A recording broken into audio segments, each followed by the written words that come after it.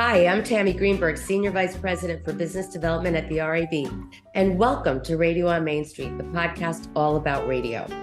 Our latest podcast series comes to you from the 2023 ANA Masters Marketing Conference, where the marketing and advertising community all come together with a laser focus on growth. The conference showcased insights, strategies, and campaigns that leading brands have implemented to drive growth by meeting and exceeding their consumers' needs. RAB had the opportunity to chat with many attendees about their businesses, their marketing goals, the issues that they're most focused on, and of course, their thoughts about radio. In the 17th and final episode of this ANA Masters series, Erica Farber, President and CEO of the RAB, chats with Blair Fischer, Director of National Partnerships at Westwood One, to gain her thoughts on her first Masters of Marketing conference. So Blair, this is your first ANA Masters of Marketing. First ANA, it's unbelievable. 2,300 people and all in one spot. So cool to be under the same roof as, a million different marketers and companies and, a million different advertisers and everything like that. So the majority of our listeners work on the local side at radio, and you're on the national side. Yes. So for those people who aren't here, share what this experience is like and why it's so important.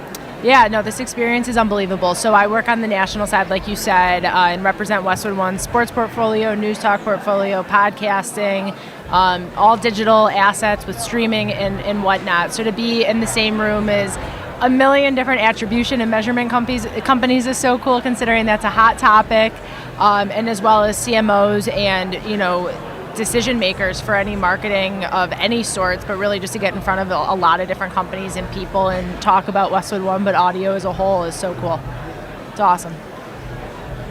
So for people that have not been here, in addition to a large exhibit floor, and you see people walking by us for all day. Yeah. There's unbelievable sessions that go on in these rooms. Yeah. What are you hearing? The CMOs of, Mars and Mark Pitcher from this morning. I mean, you're hearing about the evolution of media. You're hearing about all the different facets of media today, but how all these different companies have to keep up with the evolution of audiences and how, just from a product standpoint, you talk about M&Ms, which is the most, I feel like well-known candy in the world, but, what they're doing from a marketing perspective is really cool to hear from the CMO herself. But between the breakout sessions and, being seated at lunch or dinner with a random assortment of people, there's something to talk about with everyone, even if it's someone from another media company. So it's just, learning more about other vendors, if you will, or other companies. And then, same with marketers and, various attribution companies. Is there anything that surprised you? How many people are here? I didn't realize it was this big of an event. It surprises me that, one, there are this many people, because I feel like a lot of events get bolstered up and amplified. Oh, you want to be there and whatnot, but this truly is the one that you want to be at. So one, the number of people. Two, the number of companies I've never heard of, even in the audio space. Whether it's measurement or attribution, there's an answer for everything now. So the amount of people is unbelievable, and just the various, companies aside from the obvious that we all know. So it's very cool. Again, as I mentioned, so many of our listeners or viewers, now that we have our own YouTube channel, are those that work on the local side. Yeah. And many times when you say national to local sellers, it's not necessarily met with the most positive attitude. So what can you do to dispel some of the misperceptions of what a national seller does? Yeah, so I think from a national perspective, it's what my whole career has been in so far. And I think the real cool aspect or great aspect of it is you are working with a medium and you're working with programs that reach millions of people every single day. So it's one thing to do something on the local side and have a very specified targeted audience and understand that, from a geographic region or whoever you're looking to target, that's doable. But I think it's really cool to think and step outside the box and come up with, customer creative ideas that, you are reaching millions of people. And so for a brand or a national brand like a Mars or like a Chick-fil-A or, like a brand or any sort of partner that a lot of people know, that's where the national component comes in. It's really cool that you can, with Westwood One specifically, but like even working in the sports space, you're working with some of the largest, partners in the NFL or March Madness, and you're reaching millions and millions of people. So the national play comes in where, there's going to be local overlays no matter, because all these places are in obviously local markets, but it's really cool to work with a medium that it's really a one-stop shop to reach millions of people. So again, for most of us that work on the local side, Yeah. what can we learn from your experiences dealing on a much broader scale? Yeah, I think, from a national perspective, there's so many ways to think about how can you the question is, right, like if you're working with a brand that wants just mass brand awareness, that's the easiest one to do because it's just about pumping messaging out and, whoever listens or consumes is a win for them. To be able to think about a national component, work nationally, but then also have, targeting aspects and specifics of who we have to reach and local overlays, you're still dealing with a lot of the same stuff on the local side that you are on the national side, just to a larger scale because you're trying to reach more people. So I think, the continuous opportunities to be creative and partner together with, various mediums, whether it's broadcast and podcasting or broadcast and streaming. There's so many different ways to work with all different facets of audio. You mentioned all of the suppliers that are here, and we keep hearing in the presentations, and you certainly hear this on the national side, the importance of data and analytics. Huge. It's becoming more and more a significant part of creating new dollars. Mm-hmm. So, from your perspective, can you discuss your approach to targeting and the importance of using tools like that to help us prove that audio works and should be included in the marketing mix? Yeah, so I, as I mentioned, have been with Westwood One for the last 8 years. So I feel like even just in that short time period compared to, legends in the space like you, the audio space in general has grown so much. To me, back 8 years ago, it almost felt like the wild, wild west in a period of time where it wasn't as tangible. Network radio especially, it's like, okay, you buy one spot on a custom network, well, where do you hear it and what is it? And now with all these different attribution and measurement opportunities, you're really able to take audio and make it tangible. So whether it's, looking at site and search attribution and audio's impact on that front, or even just measuring unexposed and exposed brand awareness.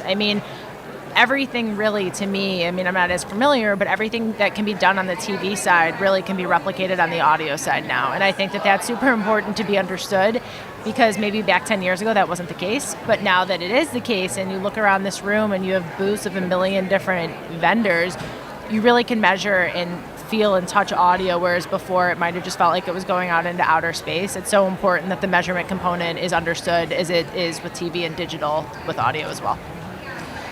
So when you start a relationship with an advertiser, it's not that easy to get a hold of them. Yes. And we certainly hear this every day. Do you have any tricks we can learn from you about, especially on the national side, how you break through the clutter to actually make contact with a decision maker? Continue to stalk them. No, really just be persistent.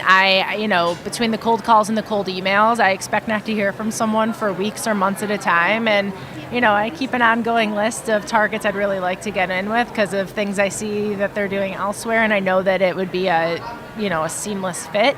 But really just the follow-up and continuing to reach out. It sounds simple and stupid, but it really is a time game at that point. It's a test of patience, and if you have them, you'll end up getting in. And, if it's not with the exact contact that you had hoped for in the beginning, you just hope that you can make some sort of connection with someone at a brand that you're looking to get in with. And one thing leads to another, and it sounds easier said than done and, whatnot, but it takes so much time and effort. But the reward and the win in the end is worth it all. Well, you can't take it personally. Never take it you can never take it personally, and just keep sending them the notes and the emails. That's all you can do. Looking at the big picture, is there one trend or something you're most excited about in your position when you look forward to the future? Yeah, I love working on sports sponsorships, and I think that there are so many different brands that are really open to that now. And so we're really working with a variety of different companies. It doesn't have to be a Fortune 500. It doesn't, especially in audio, which tends to be more efficient than other mediums in the sports space, but it doesn't have to be a company with a bajillion-dollar budget. You can really optimize and make something of really any type of budget in the sports space in the audio world. So one, seeing, whether it's a startup or whether it's seeing newer companies come into the mix, really working with the future of these companies that continue to evolve. And then really, podcasting. It's just in the last 8 years. I think when I started, it was around, but really wasn't the hot button for many people. And now here we are, where it's really it's been the resurgence of audio and has opened the door for a lot of conversations, even if it's not terrestrial related, but podcast related or vice versa. That's been really the resurgence of audio and given me the opportunity to get in with a lot of people that I don't know necessarily would have thought about audio previous. So, what's the biggest misperception that you hear, and how do you handle that objection? It's all about the biggest misconception, I think, still comes down to measurement. It is always about measurement. It's that audio is not tangible. It's that no one listens to radio specifically. And podcasting, it's, you don't know who's listening, downloading, streaming. So all the different reasons of why people say they don't want to do it, it clearly is working for a lot more people who say, that they love it and want to use it. So, it really comes down to the biggest one, obviously, I think, is that no one listens to the radio, that it's an old medium and it's dead. Which is not the case, because it's really one of the only ones that I think has continued to evolve. It's been in cars all these years. I think that audio specifically is now more accessible in-home through smart speakers, which has been a huge evolution. And then podcasting, again, it's just a hot button, so people can talk about podcasting and not even realize it's audio. They might think of it as a visual or whatever they think of it as, but you see, even you guys, right, having your own YouTube station, there's now additional components that are coming into the mix. So the myths are one thing, but I think the evolution of everything really dispels them. So our continued campaign, we talk about radio works because and radio matters because. So if you could finish the sentence, radio matters because? Radio matters because it is one of the most informative mediums, I think. It matters because it's in, for anyone who drives or is driven, you're surrounded by it whether you want to be or not. It matters because you're going to reach millions of people as a complement to other platforms, but you're going to reach millions of people. So it matters that, advertising and measurement and all the, surrounding aspects continue to evolve with it, because it, to me, has remained stable in terms of just the presence of, you see a radio and it's there no matter. And radio works because? Radio works because you're reaching millions of people who are on the go. They, everyone in most cases probably has a connection with a local DJ or a personality. So you have that personal connection with someone that matters to you. It works because, it really is the reach of it, the frequency of it, the reach of it. You're really surrounded by it whether you want to be or not. So if people are passive and listening to the radio, they're still listening to it. So it's around. It's everywhere. It's everywhere. Radio is everywhere. So that is why it is important and matters and works. Well, it's so great to get to know Thank you, Erica. And I'm sure we're going to see you here next year. I hope so. Thank you so much. Thank you. Thank you. Blair shared so many nuggets of great advice for radio sellers, regardless of whether you are a national seller or a local one. It starts with always thinking outside the box and coming up with customer-centric ideas that leverage both the content and the reach that radio provides across all of its platforms. Being persistent, creating an ongoing list of target prospects and continuously following up. It takes time, but it really is rich with reward. And nipping age-old misconceptions in the bud, such as radio is not measurable and no one listens anymore. We know it's not true. We need to nip those age-old misconceptions in the bud. Blair, like many of you listening today, is passionate about our medium, and that passion is infectious, which ultimately leads to growth. If you'd like to learn more about radio and its many benefits, we invite you to visit us at rab.com, or you can email us directly at askrab@rab.com. Until next time, it's Radio on Main Street.